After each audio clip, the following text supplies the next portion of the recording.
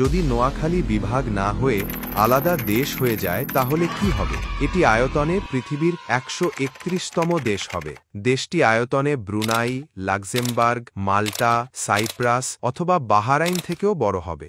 দেশটি পৃথিবীর 136তম জনসংখ্যার দেশ হবে, যার জনসংখ্যা New Zealand, Serbia, Laos, Paraguay, Bulgaria কিংবা উরুগুয়ের জনসংখ্যার থেকেও বেশি।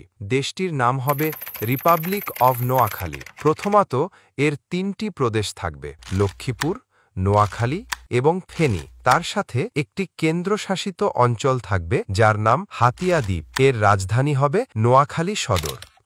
এটি প্রতিবেশী বাংলাদেশের কুমিল্লা বিভাগ, চট্টগ্রাম বিভাগ আর ভারতের ত্রিপুরা রাজ্য এবং বঙ্গোপসাগরের সাথে সীমান্ত শেয়ার করবে। নোয়াখালী বাংলাদেশ থেকে আলাদা হয়ে যাওয়ায় বাংলাদেশ 2 ভাগে বিভক্ত হয়ে যাবে। দেশটির জাতীয় ভাষা থাকবে নোয়াখাইল্লা এবং মুদ্রার নাম তাহা। জাতীয় পশু হবে মহিষ এবং জাতীয় ফল থাকবে নারকেল। এর অর্থনীতি বিশেষ করে প্রবাসী রেমিটেন্সের উপর নির্ভর করত এবং এটি এশিয়ার দ্রুত বর্ধনশীল অর্থনীতির দেশে পরিণত হতো। নোয়াখালী কি বিভাগ হওয়ার যোগ্য?